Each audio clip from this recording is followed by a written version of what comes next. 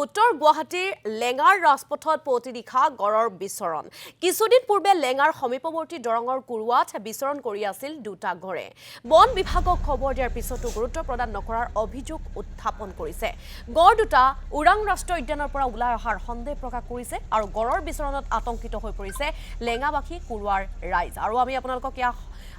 দৃশ্য দেখুৱাইছো বন বিভাগক খবৰ দিয়াৰ পাছতো এই বিষয়টো সন্দৰ্ভত গুৰুত্ব প্ৰদান নকৰাৰ অভিযোগ উত্থাপন হৈছে আৰু উত্তৰ গুৱাহাটীৰ লেঙাৰ ৰাজপথত পুৱতি নিশা দৰে গড়ে বিচৰণ কৰা পৰিৱেশে আপোনালোকক দেখুৱাইছো এতিয়া আতংকিত হৈ পৰিছে সেই অঞ্চলটোৰ ৰাইজ আতংকময় পৰিৱেশে বিৰাজ কৰিছে সেই অঞ্চলটোত কিন্তু বন বিভাগৰ লোকক বাৰম্বাৰ তেওঁলোকে খবৰ দিছে কিন্তু তাৰ পাছতো কোনো ধৰণৰ ব্যৱস্থা গ্ৰহণ কৰা নাই আৰু এনেদৰে এতিয়া গড়ৰ বিচৰণত আতংকিত হৈ পৰিছে লেঙাৰ ৰাইজ আৰু লগতে কুৰুৱাৰ ৰাইজো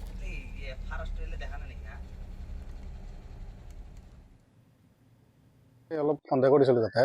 তাৰ পৰা ওলাই আহি যিহেতু খনন চলি আছে তাৰ পৰা ওলাই আপোনাৰ কুৰুৱা পথাৰতো দেখা বুলি কৈ গম পাইছোঁ আমি তিনিটা কৰি তাৰপিছত ইয়াতে লেঙা আহি পাইছে বুলি গম পাওঁ আমি আজি কুৰুৱাত তিনিটা আছে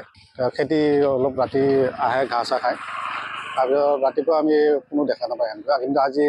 আমাৰ ওচৰৰ দাদাহঁতে দেখা পাইছে আৰু গোটেই মইতো দেখা নাই দাদাহঁতে দেখাইছে আজি 19 টকাৰ পৰা নাই এতিয়ালৈকে